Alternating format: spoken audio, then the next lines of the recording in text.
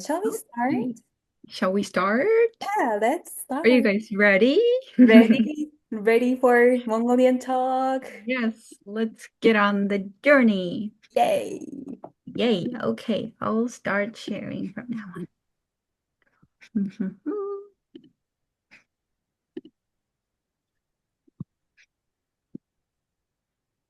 Oops.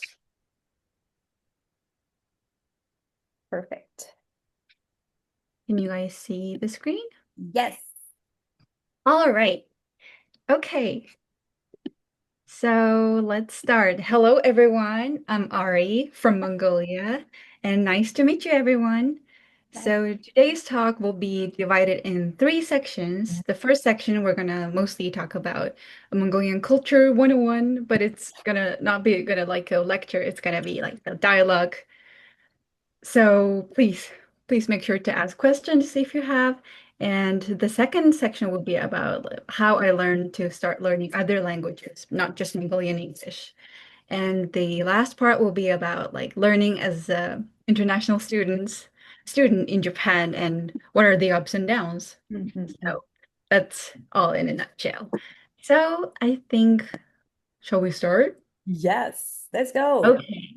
Let's go to Mongolia from now. Mongol from now. Yes.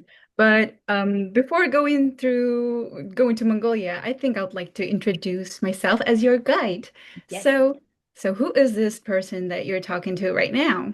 So I am Mongolian, Mongol. as you already know, and I'm from Ulaanbaatar, like the capital city of Mongolia, and I'm currently in the Ulaanbaatar, second right? year Ulaanbaatar. How do you say Ulaanbaatar in the real pronunciation?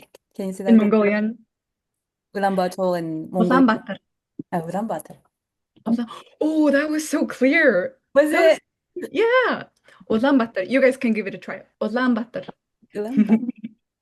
Ulaanbaatar. I think people have struggle with Ulaanbaatar. yes, Ulaanbaatar. Yeah, that's right. I just Whoa. realized I'm not muted. Hello, this is exciting. Thank you very much. I'm going to mute now. Okay, okay. Oh my God, but the pronunciation was so nice. Ulaanbaatar. See, that's it. And I'm currently second year student at Kyoto University in the Faculty of Science. So I'm aspiring to study geophysics and research in it. And I came to Japan in September 2023 and so far living in it. So my hobbies. So I think talking about my hobbies will get you guys to know me a little more and might feel closer to me as well. So I in my leisure time, do like YouTube videos for like fun because I need to document my everyday lives because I can watch it when I'm old, or it could be like a whole like how was Ari's whole life has been like a booklet or something, right?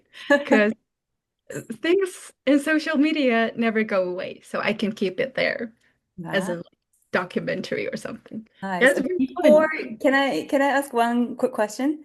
Yeah, of course. We practice Ulaanbaatar, but how to pronounce your name? Okay, okay. I'll give you guys a chance to try, okay? So it's Erionzol. Aryunzuk. Erionzol. Huh? Aryunzuk. Like the full name is Battuxing Erionzol. Arunzul. Arthur. Yes, yes, yes, yes. Arunzul. That seems similar. Kind of close. Yeah. Oh. Erionzol. It's very beautiful when you say Mhm. Oh, thank you. But people struggle with it a lot. I mean, I understand. It's kind of difficult, especially the part. Yeah. Right? Yeah. So, yes. So I do YouTube videos and also I watch movies a lot, especially K-dramas. And I'm so into it so that I have started learning Korean through K-dramas. Yes, I'm like a huge K-drama fan. So, I also used to play piano when I was in middle school. Yes, I used to like do masters, but now I don't really play piano because piano is expensive in Japan and I'm studying, so it's like a student life, university student life. Yeah, back to it. But I brought my ukulele here with me, so yes, when I'm stressed out, I like play around to chill down, relax, and like stay grounded. Yeah, That's and I also cool. yeah, but I'm not like a master or something. I'm just like, hey, I'm just a beginner. Let's have fun, kind of. Yes. And I also like coffee and writing fictions when I have time and reading books. And I also like trying out like pretty nice clothes, like fashion magazines. Yeah, the girls, that kind of girl. Yes, fashionista. Yes. Yeah, I lie. I love fashion. So, is piano and also ukulele popular in Mongolia too to practice to play? I would say it's popular, yes. Mm. Like most of my classmates used to play piano, but not like in a like a official career way, but Mm. just like for a hobby.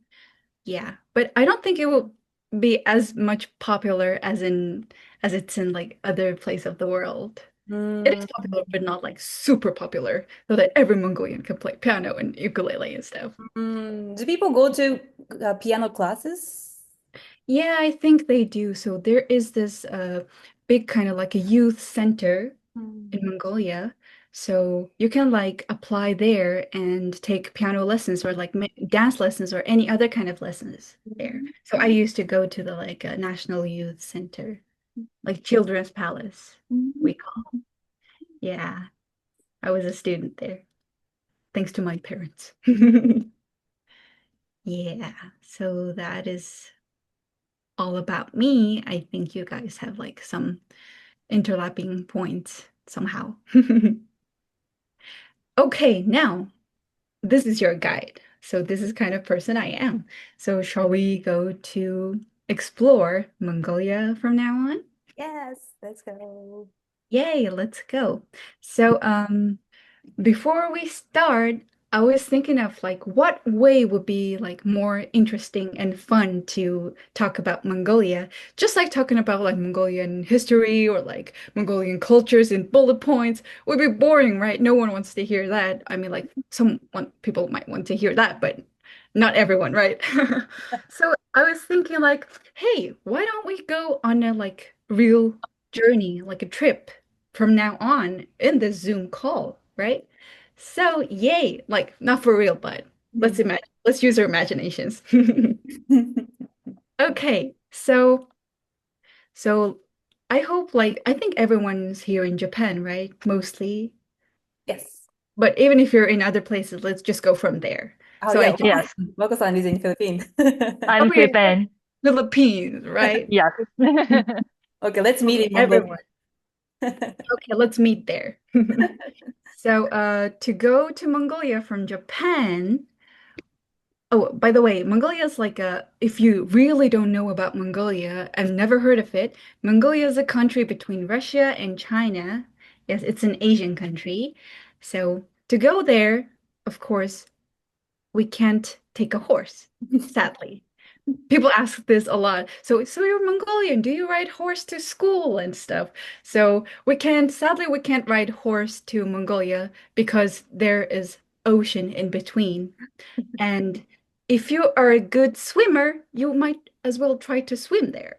But let's not do that. I don't recommend it because I can't swim. I can't, so I don't recommend it.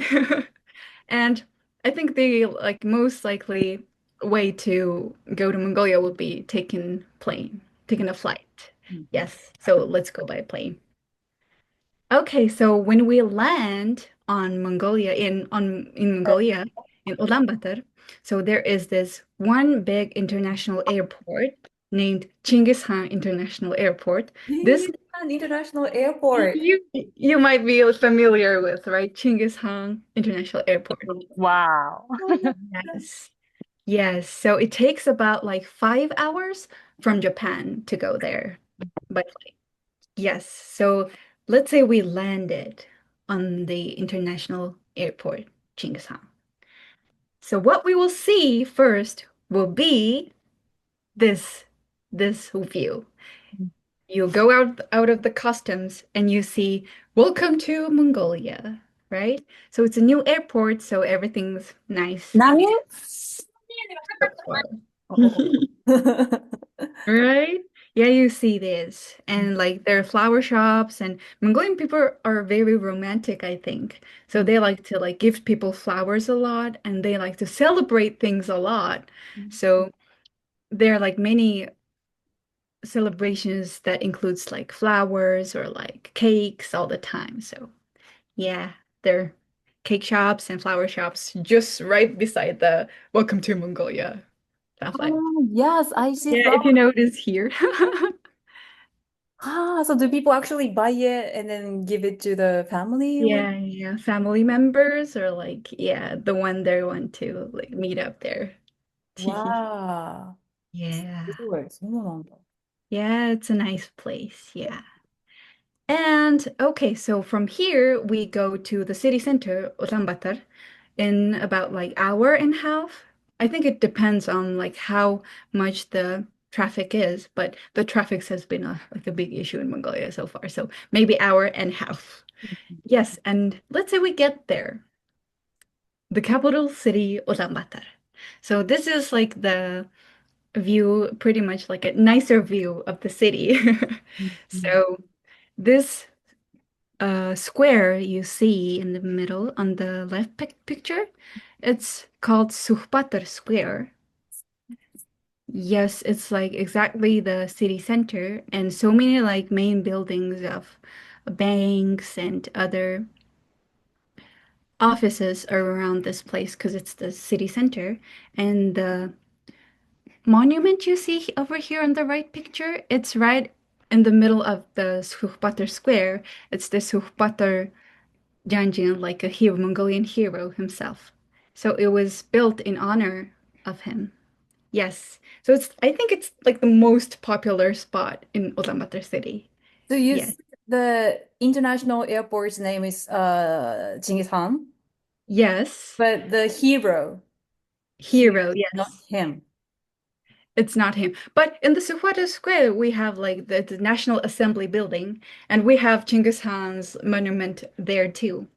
But the Uh, square, in the middle of the square, is like Mongolian hero. Yes. and Yeah. what did he do? Oh, he brought democracy to Ah, Mongolia. I see. Should I say democracy? But Dem like, mm. yeah, we were very like in a socialist. Yeah, the second social. Yeah. Yes, yes. So he like bring out like a big revolution to Mongolia. Mm. Yeah. I can't say like in detail because I don't think I'm like very through with it. So I'll be careful. Yes, Yeah, yes. I'll be careful with it. Yes, so he's like a revolutionary hero that we all remember. So, 민주주의. Yeah. Yes, right? Mhm. And I think we'll be hungry by now because we like took like 5 hours of flight, an hour and a half in traffic to the city center, right? Yeah, yeah. So I think let's just take a lunch or dinner. Let's go for lunch. Mm. So these are like the main menus that you might have been offered. Mm. So this one on the right left is called tubang, and I love tubang. It's Mm. like in like a udon noodle, but like the udon is like a something different, something that we make ourselves Mhm. from flour. Yes, so the taste is different and the texture is very different, Mm. but it's like a mixed noodle. Yes. Is it spicy? Oh, it's not spicy at all. Yeah. Mm. What kind of taste? Actually, Mongolian dishes are never that spicy. It's never spicy. Mm. Yeah. Not really spicy. I So don't think it's it's more never spicy. like soy sauce kind of taste? Yeah, soy saucy. It's just like how like udon noodles are, right? We Mm. mostly put like beef Mm. or lamb meat, Mm. Mm. etc. in it. Mm. It's mostly those kind of soy saucy. This is not with soup, right? Oh, not with soup. But Mm. funny thing is, we if we like cook this tubang in one day, and if we can't eat it in one day, Next day, we put like a milk tea on it. Milk tea. Yes, milk tea. So Mongolian milk tea is like a very salt, has this salty taste compared to other places. It's kind of like sweet in other places, right? Mm. Mongolian milk tea is very salty. Mm. So if you put like milk tea in it, it's the best taste ever. Really? I love it. We へ have like song for this too. And I think there's this like a Japanese band who went to Mongolia, うん。 sang about like Tuvong. 本当水分について。Yeah. Yes, yes. へえ。And you Yeah. can cook it at home for like easily. Yeah, easily it's very easy. But I うん。think it depends on the like skill of the cook. うん。I wouldn't say I cook it very well, like my dad or my mom, but I try. う I ん。try. あ、I'd love to try. Yes. I would strongly recommend this dish if you go to Mongolia.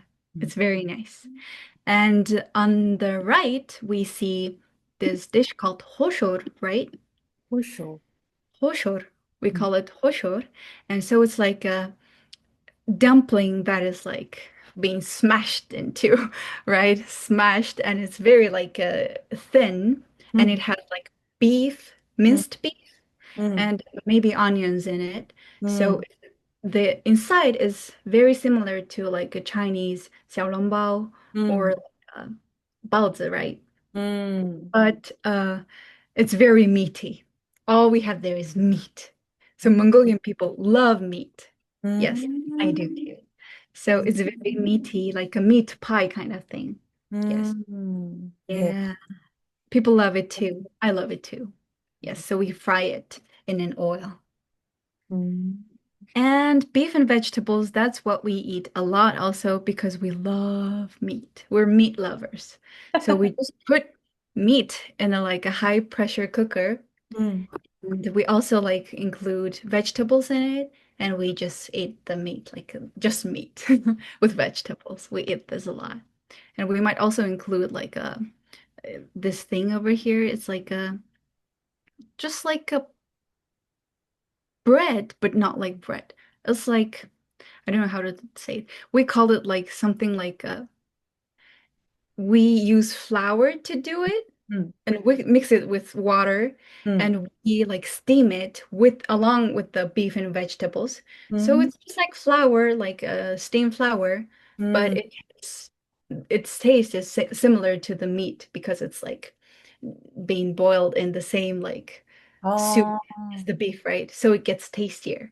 へ Yeah, え。蒸しパンの牛肉味だ。maybe, へ maybe. え。うん。But the texture is like just like flour. うーん。Yeah, like boiled flour. うん。う Yeah. ん。うん。うん。Yes, yes. And on the bottom right side, we have boat, うん。something similar to baozi, right? う Chinese ん。baozi. う And ん。inside, it's also similar as the hoshor.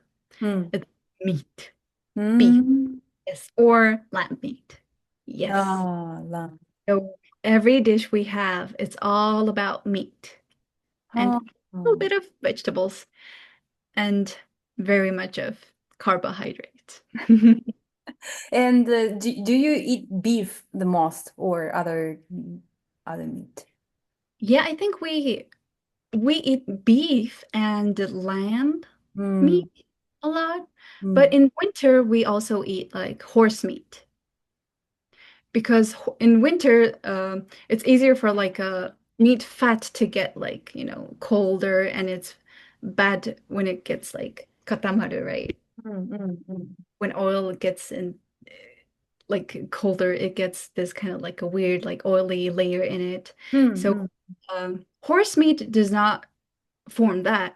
う So ん。it's really healthy during winter because it's very cold in Mongolia in winter. うん。Yeah. So we prefer, yeah, horse meat during winter.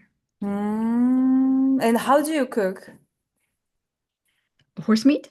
Yeah, horse. Oh, we can like put horse meat in our like daily dishes, or we also like steam it in a like high pressure cooker with vegetables and just like in these dishes too.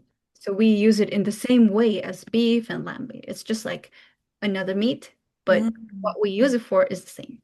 And are the prices almost the same with horse and lamb? Yeah, I think they're mostly similar. I don't know about how the price went up now, but maybe beef is a little bit expensive than lamb meat. Yes. And horse meat might be a little more expensive than beef also. Yeah, that's Maybe like horse meat, beef, and lamb. But they don't have like much difference in between. At least when I was young. And you see all the meat, like almost all the section at the supermarket or the grocery store? Yeah, of course. We Like have. like I think in Japan we have pork section is bigger than beef section, maybe, and chicken section is even bigger, maybe. But I is think it also the same? I think it's the opposite. Chicken section is not really big. Mm. That's why I used to love chicken when I was in Mongolia, right? I used to eat chicken a lot. But coming here, beef is expensive. Yeah. Lamb is expensive. So I'm like, oh no, it's chicken again, right? And you Yeah. didn't mention chicken in the Mongolian section, but do you also eat chicken too? Yeah, we eat chicken, but it's long after how we they're like, other cultures affected us, like Chinese cultures and other Asian cultures, they eat chicken a lot, right? So we started eating chicken because it's also like cheap. Yeah. But I used to not feel like chicken as like a cheap meat. I used to think beef and lamb or like other meat was cheap, right? That's what we eat a lot, so. Yeah, so beef and lamb will be like the almost like 50 or more percent of like the meat section, I think. そうなんだ。So it's all something brown meats. Is that how you call? But like some in similar types of beef, lamb, and horse meat.面 Yeah. 白い。Right? Come to Mongolia and eat beef. It's cheap. As much as you want. 本当ね。へえ。 Right? Yeah, I think it's the attractive feature of Mongolia, I think. Yeah. And also, so let's think we just had these for lunch or dinner. So in the city, life is much more similar to how the city life is in other cities. People go to work, to office, or people take bus or taxis, or people usually have their own cars, so they commute it like that. But since we came to Mongolia, let's take a look at like the nomadic life and go to countryside, right?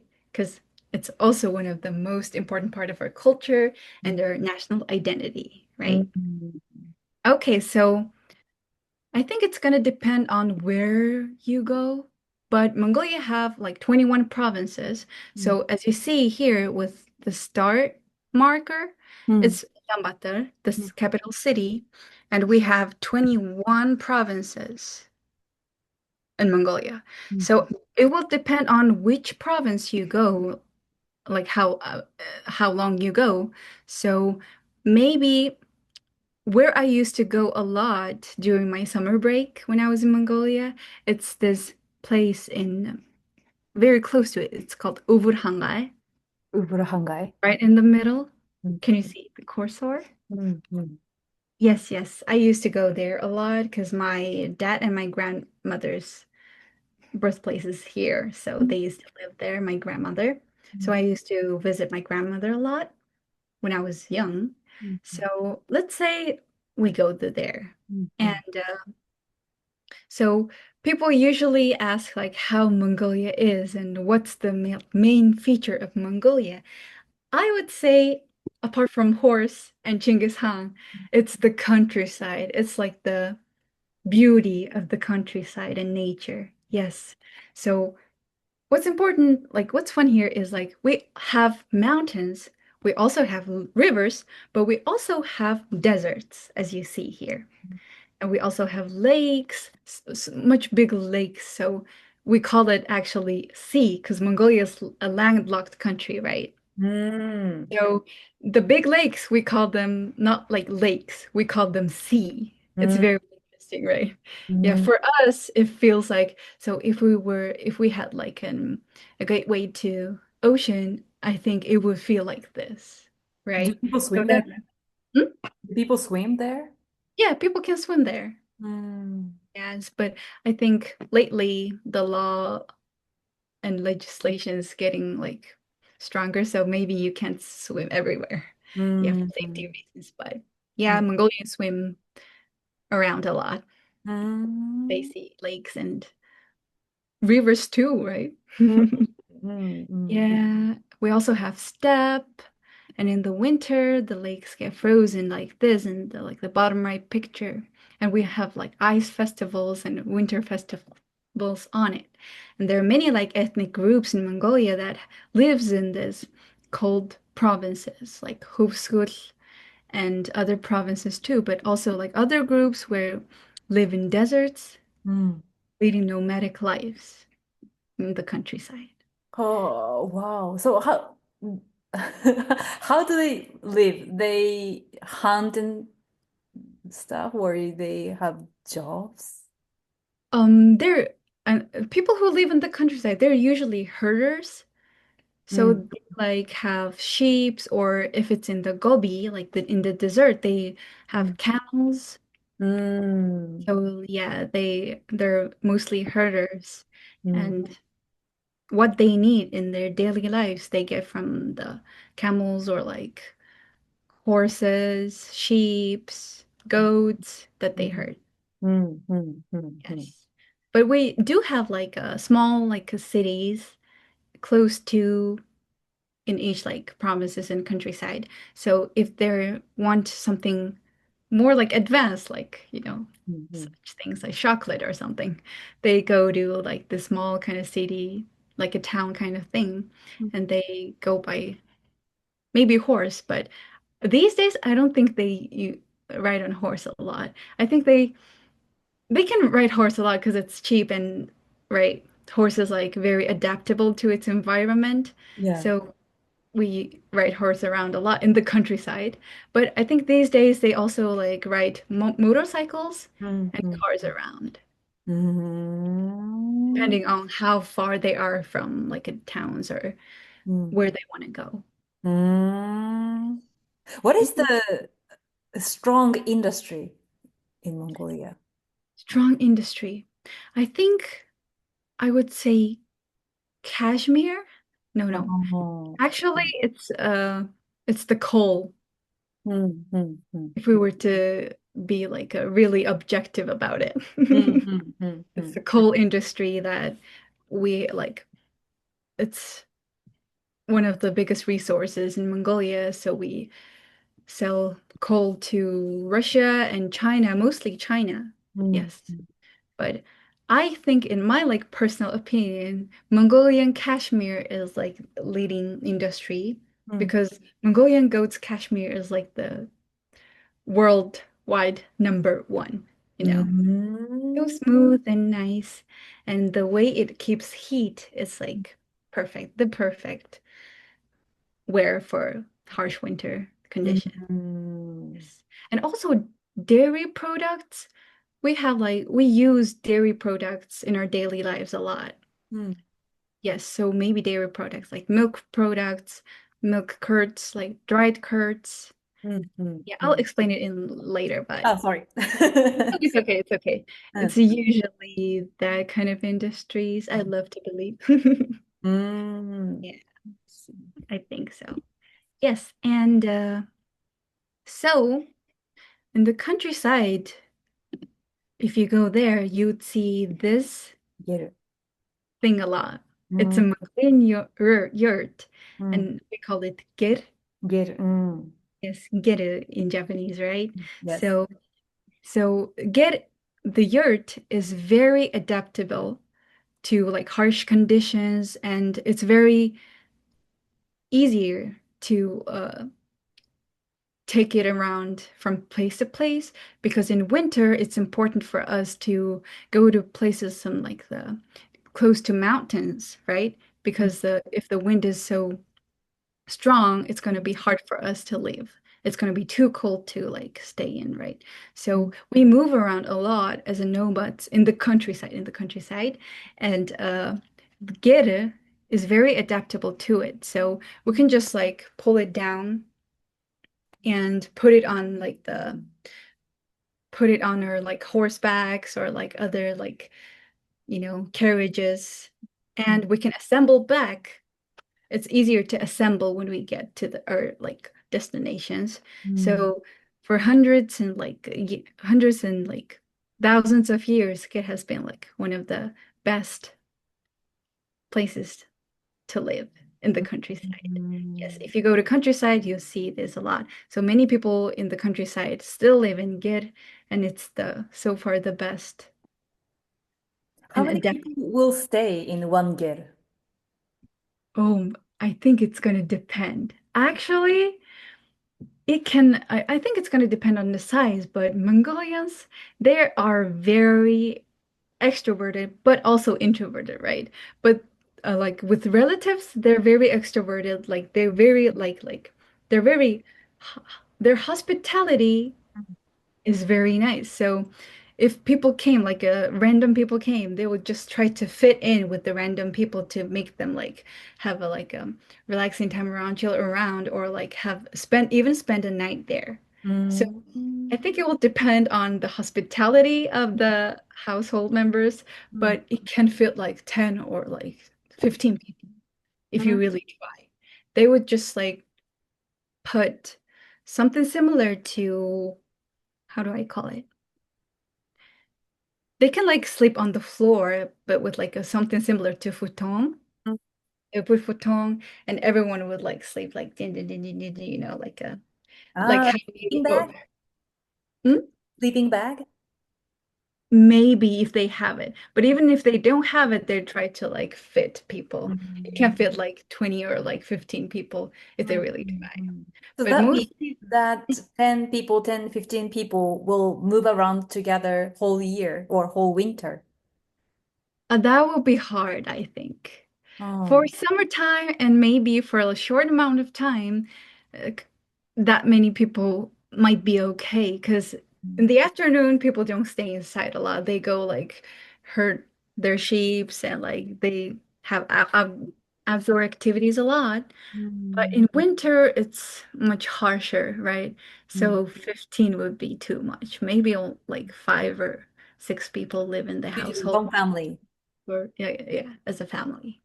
Oh, I see, I see. Yeah. So when my father's side have like many relatives. My father had like 11 siblings. So when we go to the countryside to visit my grandmother during like a summer break, it's very crowded. It's very crowded. We kind of like bombard our grandmother. So yeah, it's like more than like 20 people. We like during the daytime we hang out around in one gig. And at night, I mean, like we started building our own like tents or other places to sleep. But in the beginning, it was like all in one gig, you know? It's like the same feeling when you like open a can of anchovies, right? It's like they're very close to, it's like very close to, and they're like, all in a that kind of condition. Yeah, I heard it was used to be like that in like the like many years ago too, like hundreds of years ago. And how many siblings do you have? Oh, just three. Ah, three. Yeah. Back in the day, Mongolians used to have like a big families, like 10s or like 11 siblings, and now it's not really like that, I think. Yeah. So this is the git that we might stay tonight, right? And inside the yurt, inside the gate is also very interesting. I thought it would be much like interesting for you guys. So this is just like an example of how it is, but depending on the province, their culture of building the gate is different. Yes, but what one thing they have is they have this kind of like a dairy product, or it's almost like, kitchen in the Mongolian gate. on the right left picture. We Mm. usually have like more like cabinets or nowadays cabinets and closets over there.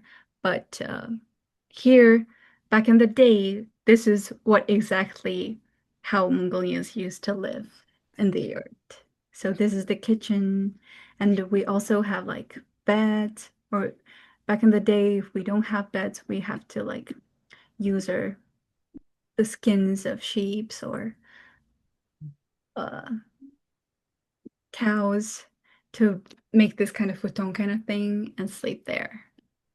Yes, we use wood a lot Yeah, because this it's right picture is wooden, right? everything is wooden, and these ropes are made of skin of cows. Yeah, I think it's cows. Wow. Yeah, we make like the household members make it ourselves. Yeah. すごい。So everything is all from the nature. We make everything ourselves and we build gear from like scratch. Yes, we So it's used. not like yeah, but you bring some stuff, but not the structures. Maybe the ceiling or the door you would bring and move, but not the structure. Oh, the structure is foldable. Everything is like foldable. I see, I see. Like we can reassemble it. We can unassemble it and reassemble it. Even like the walls and even the roof is assembled, easy Wow. assemble. So we unassemble everything when we move out, when we Mm, move to a different place, and mm, build it all over again in the same place. mm. I see, I see. Yeah, right? Yeah, Boy. but these days, Mongolian leaders have is I think they're getting advanced. They have a lot in it. I Mm. heard they even have like AC kind of things inside too. Aircon. Yeah, right. Technologies. Mm. Yeah, but this is like the original way that the yurts were. It still is in some part of part of Mongolia. And riding horses, and during the daytime, we ride horses around a lot because when it comes to cars and motorcycles, like the gas is much of a big problem, right? Because it Yeah. costs a lot and it's not adaptable to harsher conditions like -30 degrees in winter. Mm. How would it be able to go through all that? Because it's Mm. not designed for it, right? So Mm. Mongolian horses are very adaptable to harsher conditions and they can go a long way without getting super tired or without needing so much like treatments or care. Mm. So they're like the best friends of Mongolian people, I would say. But you Yeah. eat them. Yeah, but we eat them. Yeah, we eat, yeah, everything. Mm. Yeah, it's very interesting, but I think it's like a survival. But we don't eat the horses that we ride. Mm. Yes. Yeah, we're very like we have emotional connections to Yeah. them. So not the horses that we ride, but horses that we herd, Mm. like many others too. Mm. But it's not wild, is it? That you hunt? Uh, it depends also on the regions. Oh, So some really? places they hunt. Wow. They hunt deers and stuff, Mm. other animals. But in some regions, in these regions where I used to grow up with my grandmother, we did not really used to hunt a lot. Mm. We Mm. used to herd, Mm. so that was enough for us. Yeah. Mm. Yeah. But back in the days, I think people used to go hunting a lot. Mm. Mm. Mm. Yes, where the talkbacks to Genghis Khan and his times, right? Yeah. So spending like the day herding sheep around, maybe like taking pictures with like lambs and playing around, we might also be able to see the Mongolian night. So for me, Mongolian sky is one of the most beautiful sky in the whole world. Mm. So it's very dark in the Mongolian countryside because we have no light pollutions whatsoever. So it is the stars very close to you. It's like very close to you. It feels like you can touch the star if you're like look up. So 最高。I used to love this view when I was a child, and I think it also influenced me to choose my major, うん。studying like physics and geophysics and space science in general. Yes, I used to like gaze at the stars without feeling my like hands getting cold because in the steppe, nights are very cold, right? うん。Yeah. So yeah, I think, ah, いいなだね。本当にいい。right? It is very beautiful. I would recommend start going stargazing if you go to countryside in Mongolia. It's the best thing ever. うん。And when you sleep inside the git, う if you ん。notice, there is this like round roof on top of the git, う and ん。it's divided, but you can actually see like stars through the division parts, you う know? ん。So like gazing at the stars and sleeping through the roof is あ、one of the best feeling ever, あ、I 最 would say. 高。Yes, right? いいな。Ah, it's so nice. うん。うん。And it doesn't rain often. It's not like very rainy or humid in Mongolia. It's very dry. うん。So at night or even during the day, it doesn't rain a lot. That's why Mongolian people go very happy or excited when it rains, うん。right? う So ん。at night, you're able to see clear sky. うん。Also, even during the sunset, and the sky is so beautiful. うん。Yes, I would recommend. I also heard in the Gobi, the sky is beautiful too. うん。うん。うん。うん。Yes. Okay. But do Mm. do it does it snow a lot? It snows a lot, but depending on the region. But in the Gobi, I don't think it snows very much because it's very dry and sandy over there, うん。うん。right? It's so cool How gazing cool about seeing stars from the gator. That's right in the ghetto. It's the best thing ever. Because if you have roof, like a roof, we can't gaze the stars, right? But oh Mongolians, we can always gaze the stars, even at home. wow. Mhm. I used to love this. I That's would recommend. nice. Right? Yeah. It makes you tear up if you look stare at it for a while. あ、サイコさんもハート送ってる。ナイス。Oh, thank you. Right? Yeah, I think these days you can also like form a group, join a group that goes stargazing around the countryside and in Mongolia. And there are many like tours that include stargazing in their activities these days. うんうんうん Yeah.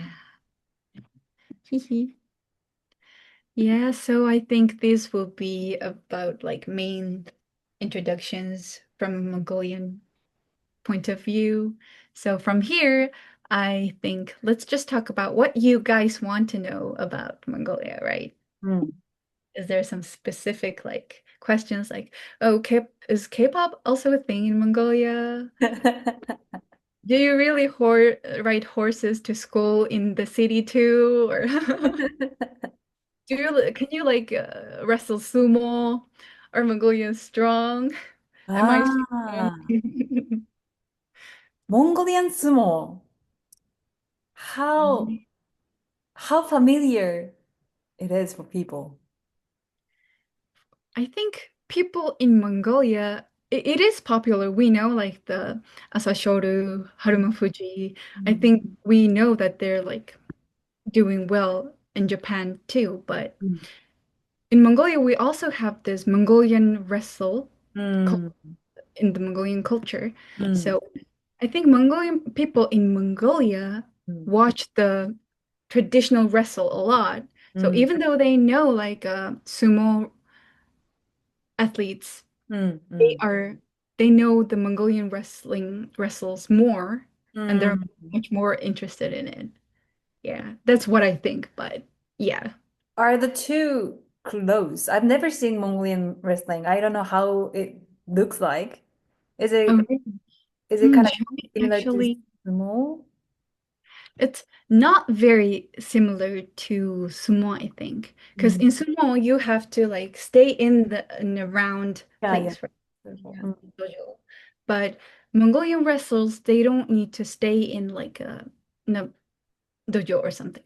They Mm. just whoever they just wrestle. The wrestling technique is maybe similar or different in a way, but it looks similar to me. So Mm. whoever's knees touch the ground first Mm. loses, Oh, right? yeah, yeah. In That's Mongolian wrestling. either. So Mm. they can go around they can go around the whole place and they can wrestle. But Mm. whoever's knees touch the first is Mm. lost. So Mm. that's how Mongolian wrestles Mm. work. Mm. So Mm. I think that's different. And also what we wear is different. Mm. Mm. Mm. So in sumo, you just wear this the the bottom part, right? Yeah, yeah, yeah. In Mongolian wrestles, we also have this top part and Mm. also the bottom part. The bottom part is pretty similar, but the upper part is kind of different. Mm. So Shall do we like look? kids play Mongolian listening when they are at schools or something? I think they sometimes. Also, Mm. if they're in the countryside, like the boys try to wrestle around a lot because they think it's cool, right? Mm. Mm. Looking at how like during like celebrations in the summer, we have this big celebration called Nadam. Mm. So during Nadam, people also wrestle. Mm.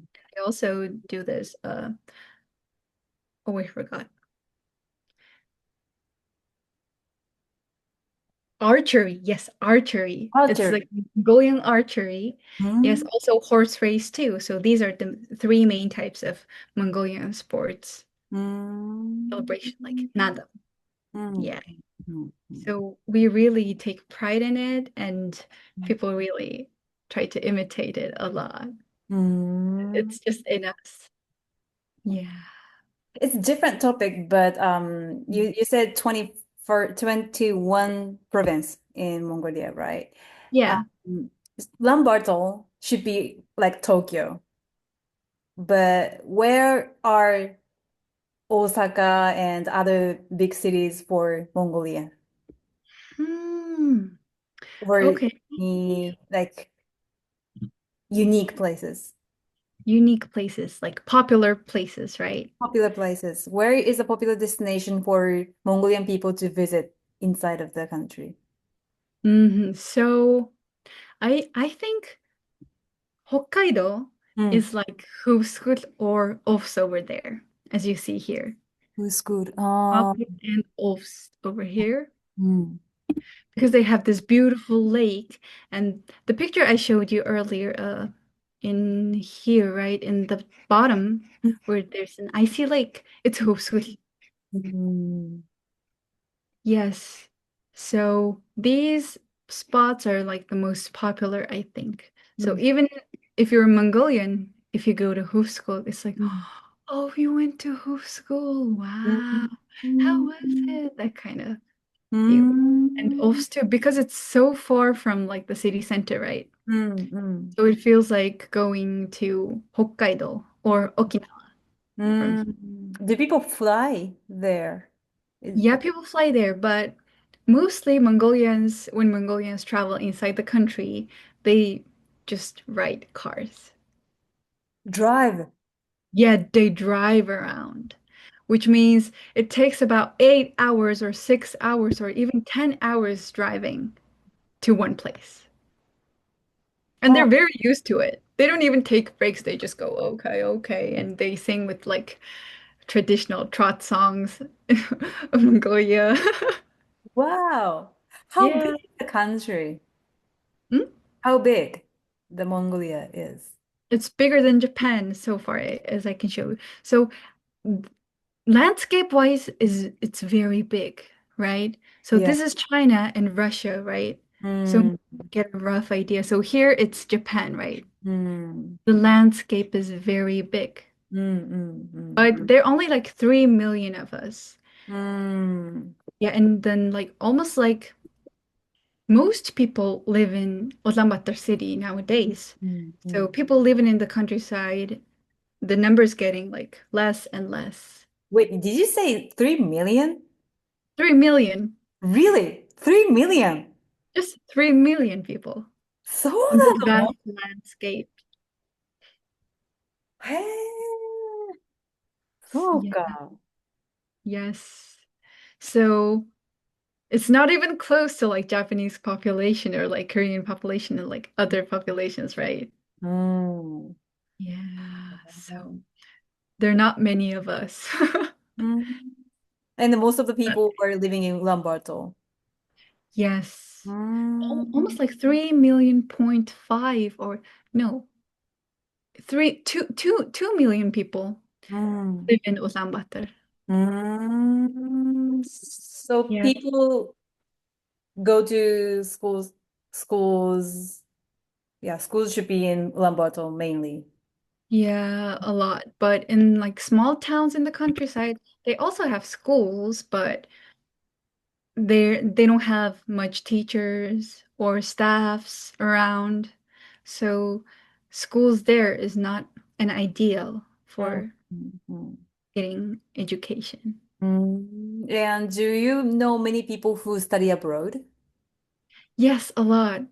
Actually, recently, I think Mongolians, maybe not recently, but Mongolians study abroad a lot, I think. And where is the Especially popular from where I Hmm? where is the popular destination for you?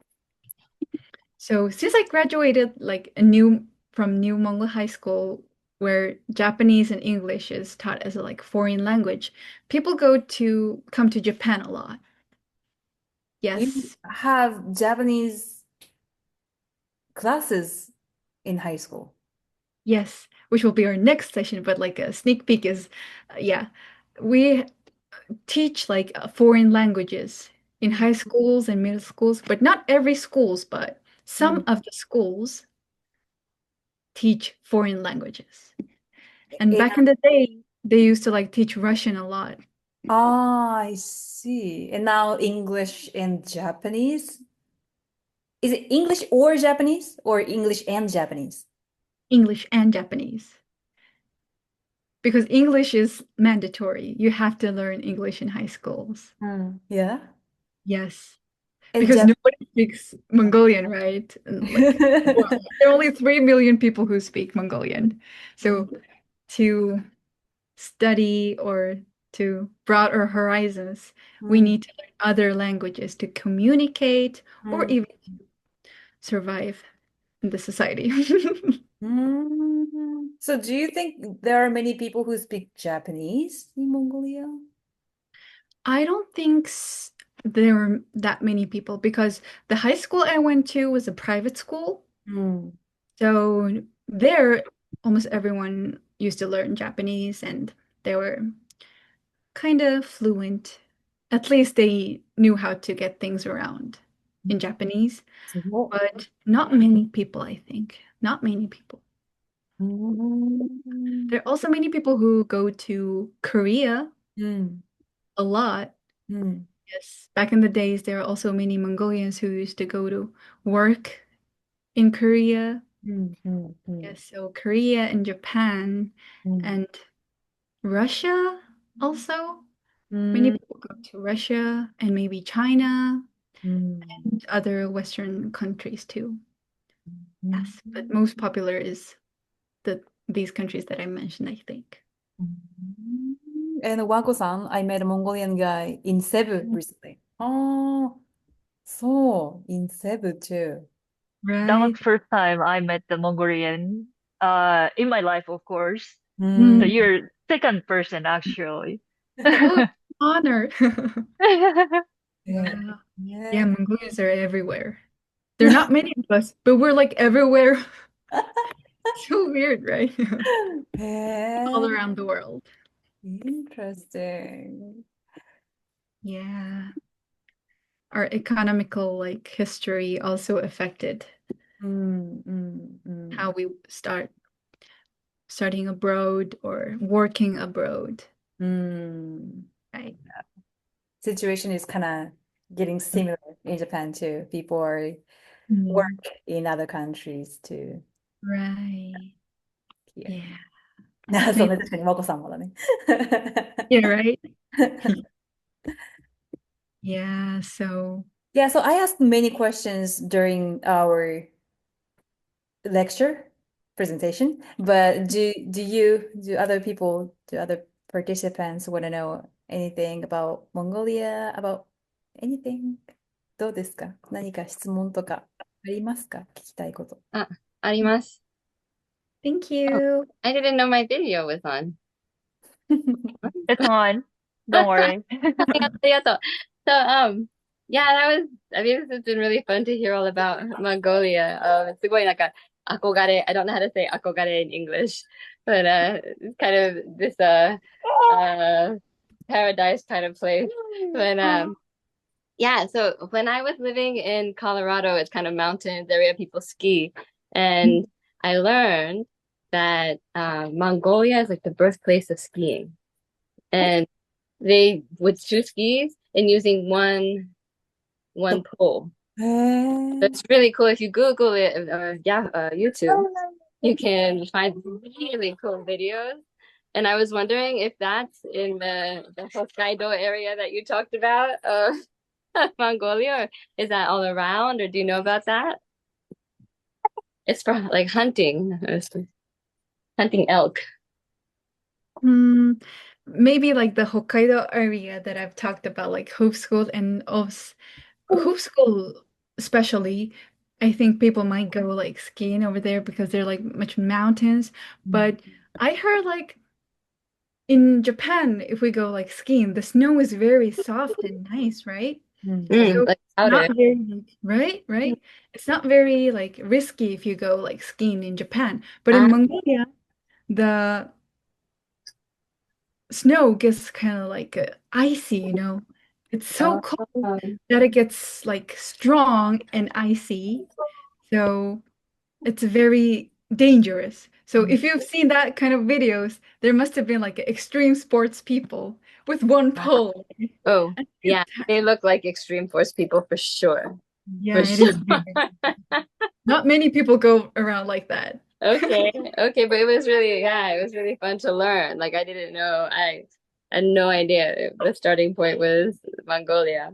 I also have a Japanese friend who rode her motorcycle all around the country. And like it made it so romantic the way she would talk about it. Oh, that sky, like oh, I love to see that sky. I'll take my girls. Really? Let's go to When? Mongolia. So Oh, cute. thank Yeah. you. We have a lot of mountains. What all we have is like mountains and steppes. So those kind of extreme sport, those people who like extreme sport, it might be an ideal destination. But is ski actually popular among people? Do people ski? They do in a way, but I don't think it's like super popular in Mongolia.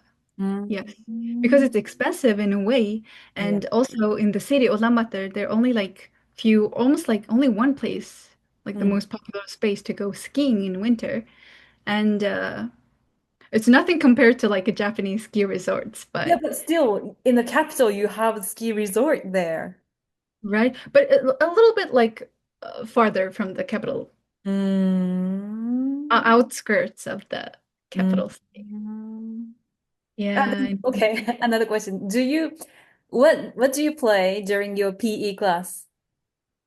Mm, we often play like basketball or volleyball, or we just run, or we do like gymnastics. We used to call like gymnastics competition. But not Mongolian wrestling. No Mongolian wrestling, not really much. But I heard like in the countryside they used to like hold competitions and like Mongolian wrestling among the boys and stuff. We do like local match in Japan, like sumo. Yeah, but we don't learn at school, so I think Right. same. Yeah, we don't really learn at school too. そっかそっか。Yeah. Any other questions? 他に聞きたいことはありますか？ Can I ask? Of course. Of course. So Mongolian loves meat, right? Yeah. What about fish? Fish. Hmm. Like you guys have lake and a liver, Right? but like you eat like fish often, like sometimes? For me, I didn't Mm. not really used to eat fish a lot, but I think it's gonna Mm. depend on the regions, because those regions who have lakes, which have lakes a lot, or like bigger Mm. lakes, I think they eat fish around a lot, even Mm. compared to like other kinds of meat like beef and lamb, right? Mm, mm, But mm. in where I was, I don't remember eating like fish a lot. It I really depends see. on the region, I think. So fish I is see. I see. so popular in Mongolia. And like the only fish I used to remember and eat a lot is like this Russian canned fish that is so Oh, no, popular. fresh one? Yeah, the Russian canned fish, like anchovies. It's Okay. so popular in Mongolia. We have like a lot of Russian anchovies and like canned products. Oh, Yeah. that's so interesting because I'm originally from Kochi in Shikoku actually. Mm. So I grew up next to mountain, river, and an ocean. So like I grew up the surround the nature. Then I always take a fresh meat, fresh eggs, fresh rice, and fresh seafood, of course. So Mm. I thought like Mongolians have like similar, not like exactly same, but it's similar like environments, same Mhm. as same I had like Mhm. since I was a kid.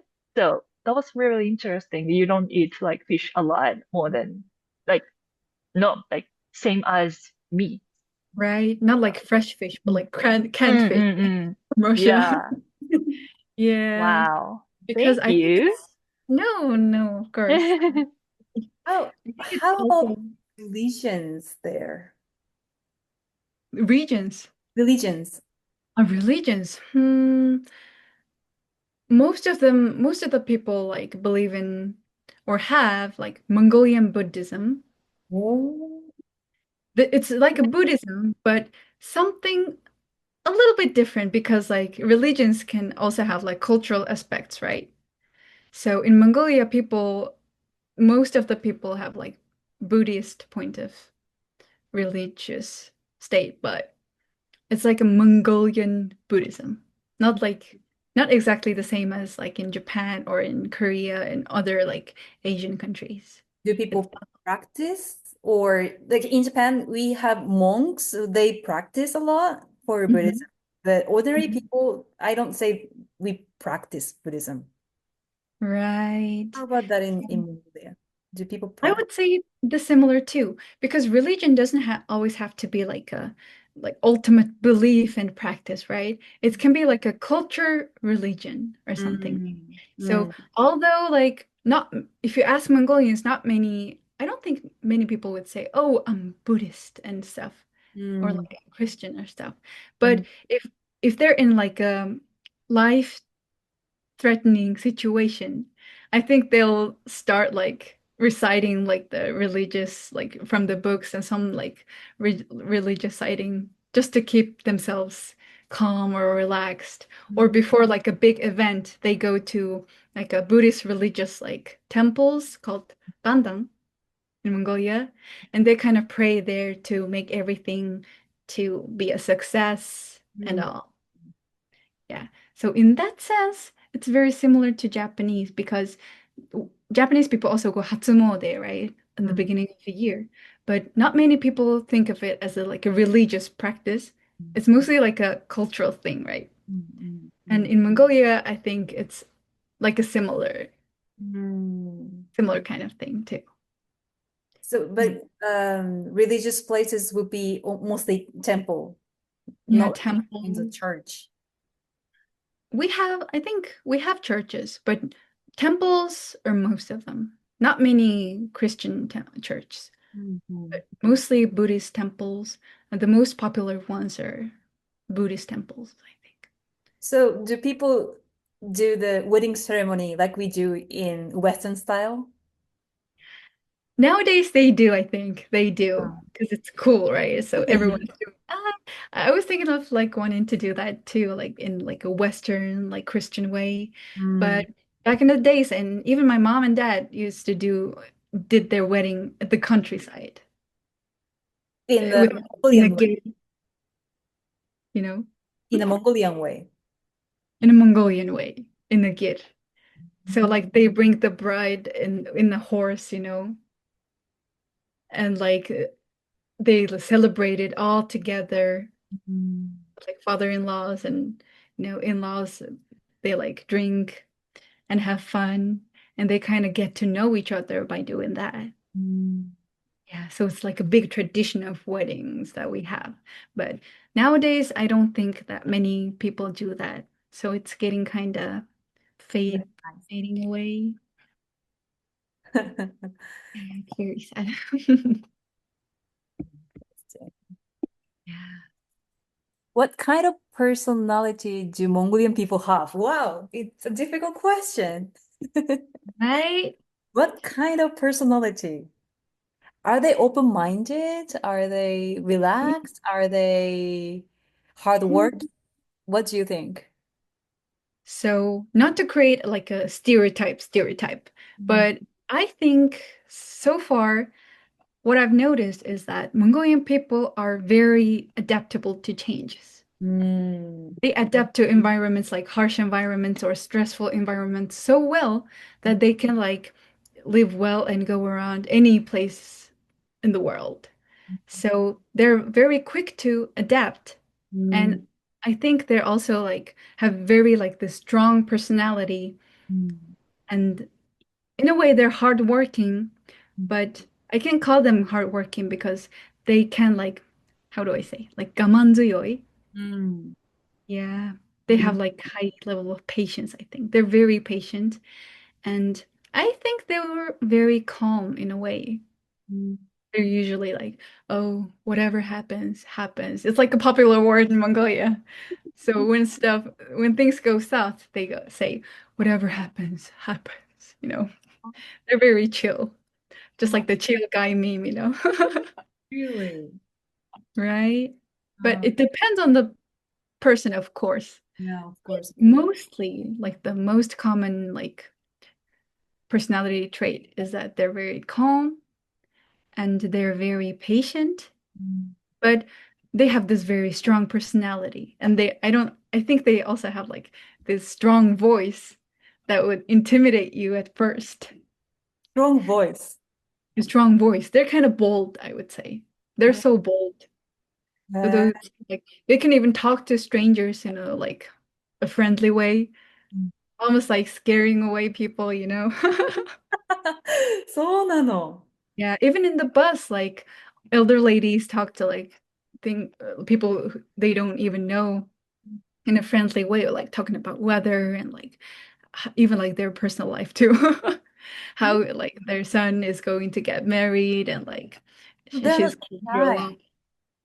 Yeah, I think they're very extroverted in a way. そうなんだ。Yeah. But at the same time, they're very like introverted too. うん。They don't like tell people about like their true feelings or hardships a lot. They try to like keep it inside. But あ like talking to people about when it's about helping people, あ、うん。just like go extroverted. あ Talk あ、to people randomly and like form a group and like う become ん。friends with random people and like my mom you do it too a lot. Oh, yeah. Yeah. So, do you think in the family, Mm. are they more like the parents and kids are they more like friends or more like respected in an Asian way? I think they're in a way respected in an Asian way. そっかそっ It's か。not like a Western family kind of, うん。things. So even like the parents when they go through like hardships, they don't tell that they hide it from their children, and their children, they don't want to disappoint their parents, so they try to like be patient and, you know, go through everything, try to be independent and strong at the same time. Yes. Yeah. Interesting. Saiko-san's question. How do Mongolian nomads give birth? Hospital? And how do they raise their children? Oh, I used to hear a lot of stories about it. It is so extreme back in the days, right? So nowadays they can just give birth in the hospitals, just like normal people do, right? But back in the days when they used to live in the countryside, I heard they used to give birth on like the herd. So the cows, we put it in like a cage kind of thing, right? And like a wooden cage, like an open without roof, open cage outside to milk them during Mm. the milking time. So I heard they used to like hold on to that cage and gave births. Oh, Just like middle of nowhere, right? In the middle of nowhere. They used to give births outside git or inside git or even like when they were herding outside. Yes, it was crazy. And I heard like many like children used to not get delivered safely during that times too. But mm. interesting thing is like many Mongolians like went through that delivery process and Mm. still like survived the conditions. And how long how old is that story? I think the stories I heard from my grandma, so it's like only like 30 or 40 years ago. People still used to do that. Ha, And 30 I think years ago. 本当。mm, that is crazy, right? Without like nurses or like doctors or anyone, they just used to No give birth, professionals. holding out into a wooden like a cage or something, すごい。right? And giving birth to like 10 or 12 kids. ああ。That is crazy, I think. That's why I call them strong. They're very strong, especially Mongolian women are. And how do they raise their children? Is it mean like do they I don't think they would go to schools at the time, right? When Mm. Yeah, but I mean, like some of them did go to school. Like they have towns, right? mm, Close to like the closest town used to have like schools or other places, but they used to raise children at home. And if mm, they were old enough, they used to send their children to commute to school and they go back and forth, or they can just stay there in the town and get home during the breaks and summer breaks and stuff. But mm, mostly they were herders too. They were mm, raised to become herders like other nomads. mm. Yeah.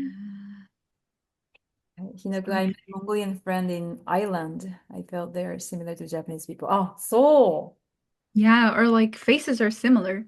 yeah, And faces are similar. Yes, yeah, that's maybe some personality traits are similar, I think, mm, but not very similar. Maybe it's because like Mongolians are so good at adapting to their environment. mm, In Ireland, like the Ireland guy, like the Mongolian guy, might act like an Ireland guy. And in Japan, we do act like Japanese people, like mm. adapting to the environments a lot. That's why you're blended in. Yeah, trying to fit in. Mm. Yeah, I don't want to adaptability. go too, I don't want to go too much, but what do you guys discuss in your politics in Mongolia? What do we discuss? Like the Yeah, what main problems in yeah, politics? main problems, I would say. There are many. Oh my God. There's so many. That's why I'm super worried about our future because Is government good, do you think? no, No. honest opinion, no. I Hmm. think like everywhere around the world, people would complain about their government. They're Yeah, not good and like everywhere. good. They're not doing right and corruption isn't right. But in Mongolia, it's like a fact. They're not good. They're really not good because like the politicians that are there, like in the government, they don't even have like enough political knowledge, and they're mostly like celebrities or something. So people just choose them for like their popularity, right? Not thinking about if they would be able to like govern people and make like right decisions. So I think that's like the most like the deepest rooted problem in Mongolia because the government is not working out well because the politicians are not politicians. They're just celebrities or popular people or wealthy people, right? They're Uh, not, so it's not like they're really doing it for like for the state, but mostly for like the money and stuff. mm. Do you think it's politicians is a popular job? Is it? Yeah, funny thing is also because maybe because we're like not there are not many Mongolians in Mongolia, but everyone is some like some kind of boss of something, you know. Mm. Everyone just are the bosses of their own like, you know, stores, Mm. what they do. So if they ask their op occupation, they're going to be like a principal or like a boss of a company or like some small companies or personal stuff. They're all everyone's go almost going to be a boss, right? Mm. Right? So like politicians, they are, they're not just politicians, I think. So Mm. even politicians, they have like their own stores, own like, you know, companies, and Mm. that's where the corruptions and everything begins. So Mm. the thing is also, if you're a politician, you will be rich in Mongolia. But not many places that the politicians are rich, right? Especially in the countries or where there is like justice or something. But like where they go through like harsh examination or Mm. strong stronger sense of like justice. Mm. Yeah. Like, Mm. yeah, so it's really a problem and what the next generation should work to focus on, I think. Mm. Yeah. Mm. So, it's the same everywhere. But I think it's worse in Mongolia. Yeah, it's a red flag. Oh, we are running out of time. Let's move on to the next section. Yes, next. So here I think it also like connects to the Mongolian traits or like Mongolian culture and how life is in Mongolia. So I started ever since I like joined school, I was like faced with like other languages. So when I was young, I'm like a native Mongolian speaker, right? But then my sister also used to learn Japanese and English at the time because we have like 8 years apart. We have 8 years gap between us. So she was in like middle school when I was in elementary school. So I was faced to like different languages from childhood. Mhm. So there was not even like a time I used to think, so Mongolian is the only language in the world, right? Because when you're young, you can think so, right? Because that's the only language you hear. But ever since I was young, I was like exposed to many languages. Like on the TV, there were like English songs and Russian songs, or like any other like songs, or even at home, there were many like other products that's written in like Russian or English. So I was exposed to it. I was never prepared to be exposed to it, but I was exposed to it. So maybe that influenced me a lot to start learning new languages other than Mongolian. And so Mongolian is my native language, but from second year of elementary school, I started learning Chinese. So the school I went to, the school number 23, they used to teach Chinese, Korean, Japanese, Russian, and English. And now they even teach like German and French. So Students can choose which language they yeah, learn. yeah, they can choose which language to learn from the elementary school, second grade. Second grade.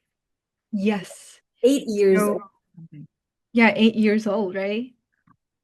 But not many schools do that, but some of the schools like, you know, do that. Yeah, it's very like we got experimented on it, I think. Yeah. So started learning Chinese and I learned Chinese until like graduating middle school.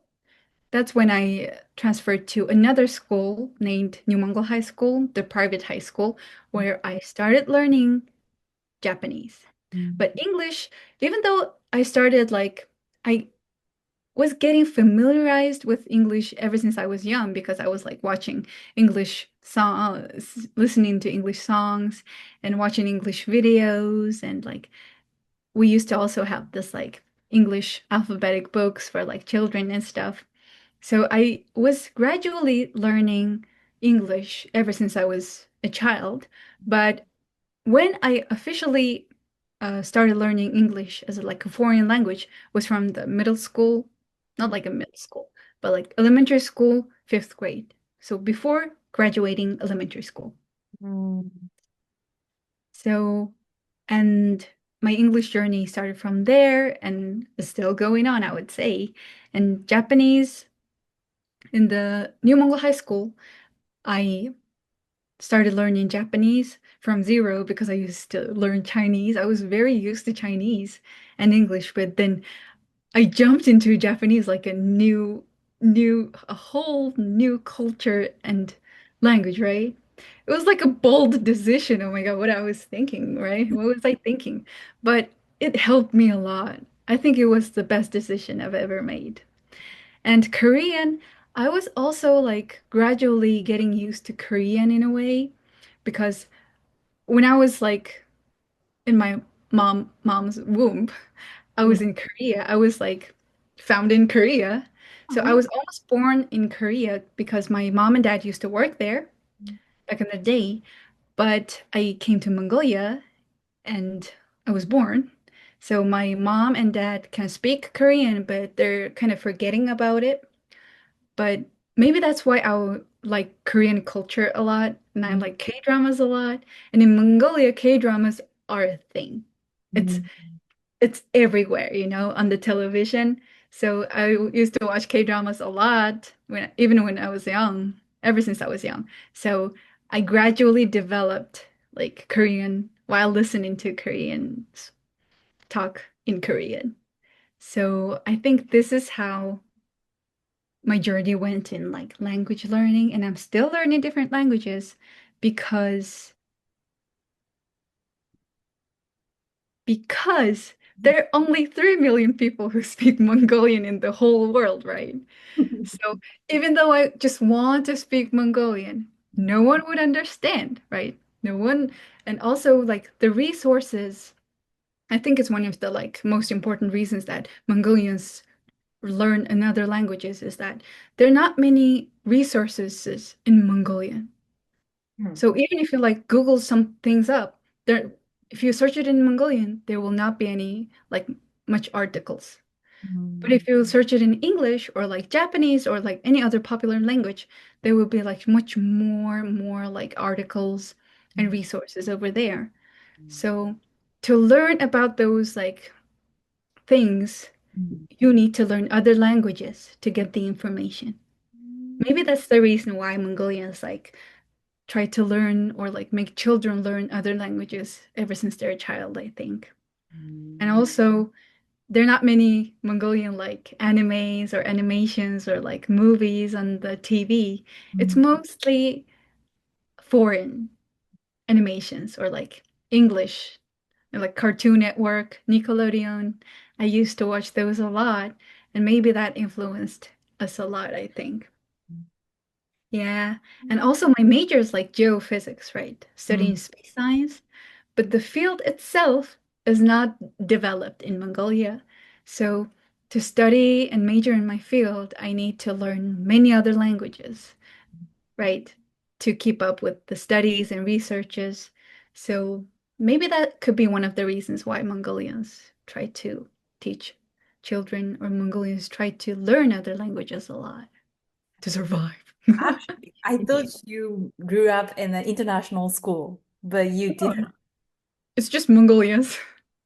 Huh. Everywhere I see, it's just Mongolians. So you don't have dialect or how do you call? Namari? Namari? You don't have accent in your English, but do Mongolian tend to have accent in English? Yeah, they do. But I mean, like, I used to like watch videos a lot, like YouTube or like ever since I was a child. So maybe that influenced me, I think. I was exposed to it a lot. Maybe that's why I like caught up like English accents and stuff.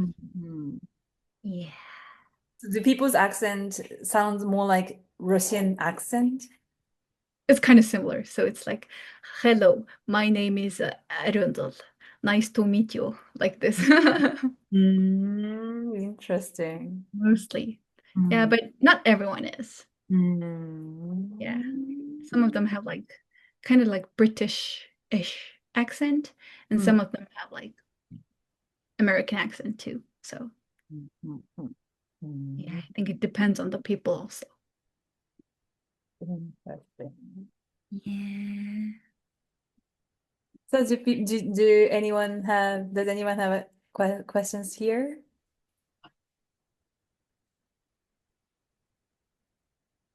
Can I ask you? Yeah. There you go. So you're already learning, no, you can speak in 5 languages, right? Yeah, so far, Japanese, but not English, perfect. Chinese, like, so which language is most comfortable except your native language? I would say it's English. It's the most Mm. comfortable one. But currently I'm learning in Japanese.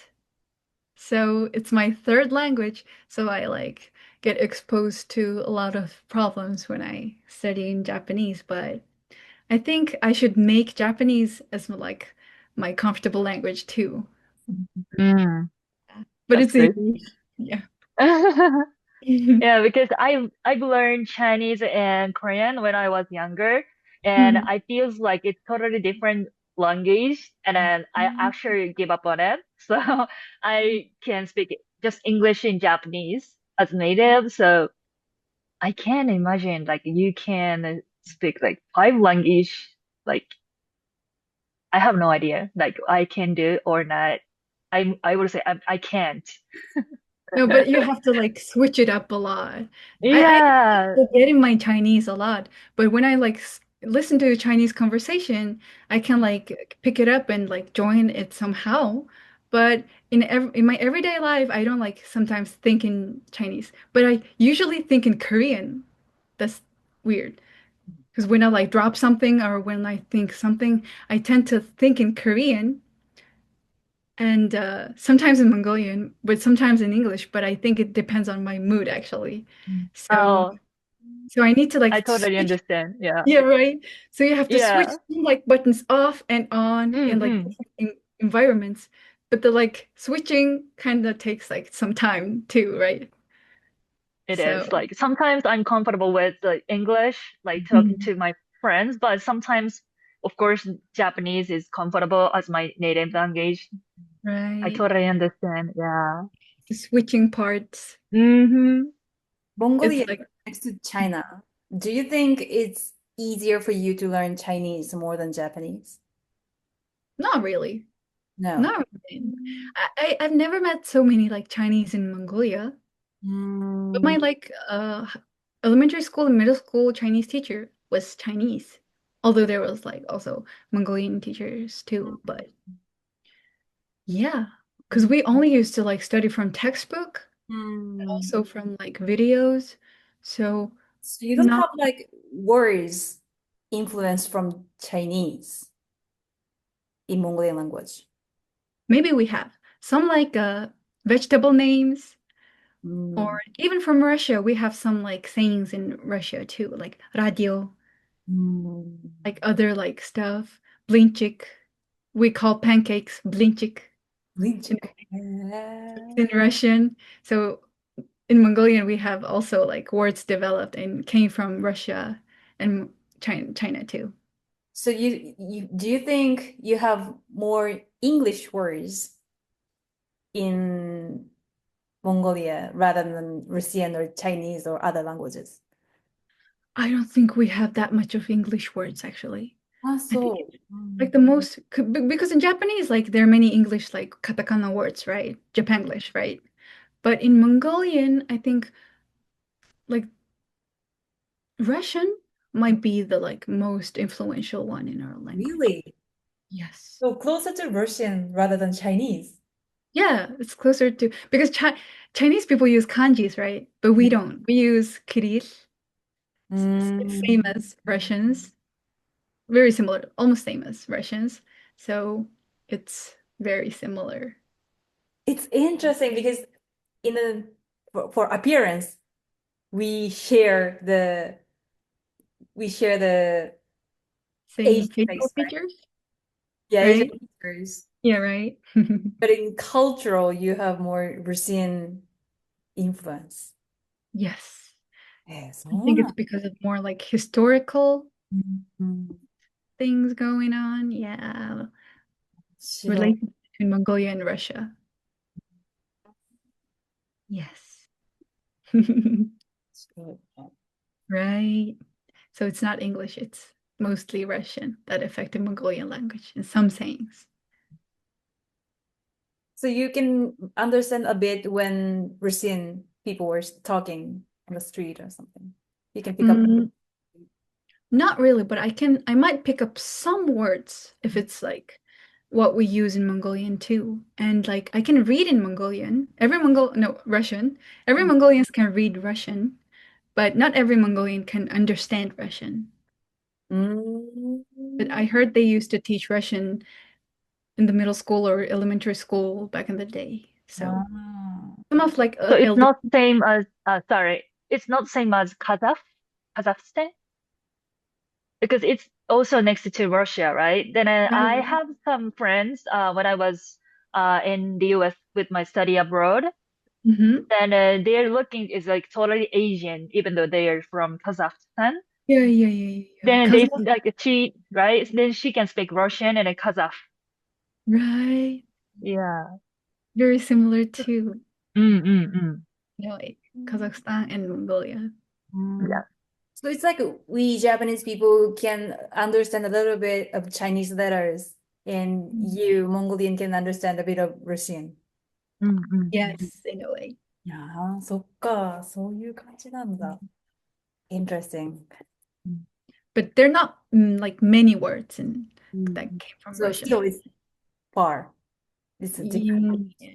But might be able to understand a little bit. Yeah. So these are the multicultural country, I would call. We have a lot from many parts of the world. Mongolia. Influence and also maybe popularity. It comes from many other parts of the world. Right. Yeah. And let's go to the last section. We are Okay. studying in Japan as an overseas. Yes. So this is the last section. So it's about studying Japan as an overseas student and how they're like ups and downs. So there are many ups to start with. There are many ups. I get to like meet so many great people. Like I get to communicate and understand new cultures and new way of like looking at things like perspectives, right? I think it's one of the greatest opportunity that I could ever get, just like in this meeting, I'm meeting new people and I think it's beautiful. And I'm also like chasing my dream of becoming like a geophysicist, an astrophysicist, to like build a space center in my home country, Mongolia, so that people who love space as me, like Mongolian children, can work and study in Mongolia, right? They don't have to study abroad just to chase their dreams. So being able to chase my dream right now is thanks to being in Japan and studying in Japan, right? So I really appreciate it. I think it's one of the like greatest ups of being an overseas student in Japan. And although there are like many ups, sometimes I have my downs, but the downs are not really because of my environment, but I think it's mostly how I like adapt to the environment. So s- for Japanese people, for when interacting with Japanese people, my common sense is not their common sense, right? So it's I can feel like some kind of like frustration in it, explaining what I want to say or what how look at the things. It's kind of different in some kind of situations. So to explain like my lens is harder than just explaining an object, right? So I need the other person to look through my lens to understand what I was talking about, right? So I get that kind of downs sometimes. And not only when interacting Japanese people, but like I'm in a like international undergraduate program. So there are students from all over the world. So it is a mandatory step to get used to each other and like understanding and accepting each other's culture and as a person, right? Yeah, and there are many downs sometimes, but so far I think the ups are more than the downs. Yeah, So yeah, I think I'm otherwise you managing, would leave Japan. So right? you're No, still. but I don't want to leave. I have my dream to chase, no matter what. So yeah, there are many downs, but there are many ups too. So I'm trying to concentrate on the ups and Yeah. then why I think my ups are my ups, right? So Mm. that I can analyze myself objectively and to go through my downs in a better way, so that not to fall like into, bam, to the ground, but like go, whoa, whoa, be careful, that was close, in that kind of way. When do Yes. you feel the difficulties of having the difficult common sense? Mm, so maybe like the closest example, it's not the perfect example, but so I like fashion, right? I like trying out new clothes and new types of clothes and like new everything. It's like so exciting and important for me, and it's one of the ways I express myself, and I think it is important for me. But sometimes when I try like different kind of clothings in like in an environment or like club where there only like Japanese people are in, there would sometimes I get like being asked on my what I'm wearing, Mm. why I'm wearing what I'm wearing, Mm. and some people think it's ridiculous, but for me it's not, right? So Mm. these type of like interactions make me realize that I'm in a very different environment Okay. regarding like a culture or like in how people see or perceive other people expressing themselves, rather in clothes or like how they behave in public, right? So I noticed that a lot. And for that time, it was a down for me because I suddenly felt insecure, right? Definitely. Trying on the clothes I want and like being like me in a way. I was kind of afraid of like being ridiculed on it. So that was like a part of down, but I didn't stop. Yeah. Interesting, Because because I asked this question because Japanese people are not very good at expressing ourselves, like even telling what they really think. oh yeah, That right. can be frustration, but your case is the opposite. They express themselves, which was not Mhm. very comfortable for you. So Yeah. it's actually surprising for me. Right. I was surprised too. Yeah. Yeah, I I also can thought understand if it would you be the opposite. feel Right. frustration for not telling them their feelings or but okay, it's the opposite. It's the opposite. But I have the other opposite one too. Yeah, Sometimes, that's more common. yeah, right, that's more common. But I think I kind of like accept it as I think I'm getting more used to them doing that. So I Mm. try to like think on their perspective a lot, try to use my empathy to the like capacity of 100% or something to understand, to get what they really want and mean. So I think to like create like different ways of thinking. So okay, she said yes, but she might say no. But if she says maybe, then I should do this. And so and I ask like this rounded questions to get what they really want. But I'm okay with that, you know? Yeah, I'm that's okay. very difficult for Japanese people too. We don't know what other people are thinking. Right, right. But Yeah. I'm okay with that. I'm like, I want to know them too, even if they don't express it like directly, right? So I try my best to approach it and on their pace and in a way that would make me closer to them, but not accepting like, in general is a different kind of down. So yeah, I think maybe that's why I remembered that example. Yeah. Okay, Hino-kun, they need to go. He need to go. Thank you so much for today. I have many friends who have traveled Thank you.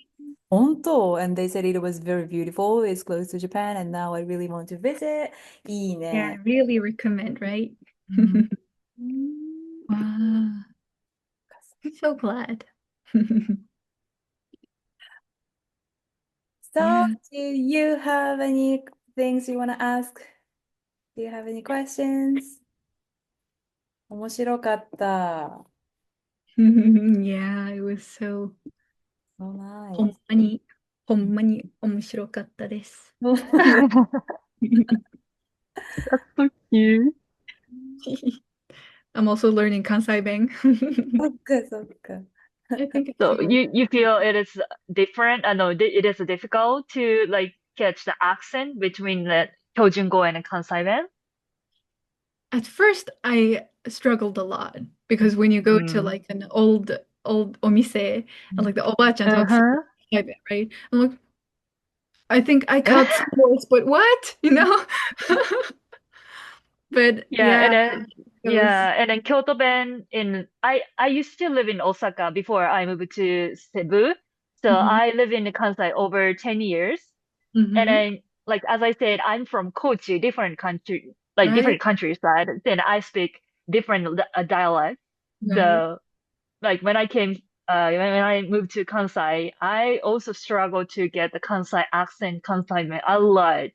right. It Yeah, is but you can really. be yeah, you can be a like native for the Kansai band because I used to speak Kansai band when I'm Mhm. speaking Japanese actually. Yeah. Mhm. Do you Yeah, have I that think I'm kind like getting used to it too. sorry, do you have that kind of different dialect in Mongolia too? Mm. Yes, yeah, we Well, have. In each mm, provinces, they have this way of like talking, like a dialect. It sounds kind of different, and they also like say like the beginning or the like ending of the sentence in a different way. It's like mm, in Japanese dialects. Do people think cool to speak Ulaanbaatar dialect or standard Mongolian, or is it cooler for other dialect? I think it's cooler to just speak normal language. I don't know why. Maybe it's like a social stigma or something. But if you speak like dialect in like Ulaanbaatar, people will call you, they would know that you're from the countryside. And they would be like, oh, so you're from the countryside. I see. Okay, okay. How do you enjoy the city so far, you know? いいquestion. そっかそっ Yeah. か。Yeah, I wouldn't say like they think it's like cool when they speak dialects. But there might be some people who do, but not my friends. うん But I think Kansai is really cool. Yeah, Kansai Ben is one of the cool dialects in Japan. Right. Sounds so cute. Very優しい. Okay, so if there's no other questions, we are 20 minutes past already, so We apologize. we're not punctual, we're not super Japanese here. Oh no. じゃあ、ここまでにしましょうか。はい。今日参加していただいてありがとうございました。Thank you so much, Ari! Thank you so much for inviting あり me. がとう。皆さんにこちらこそありがとうございます。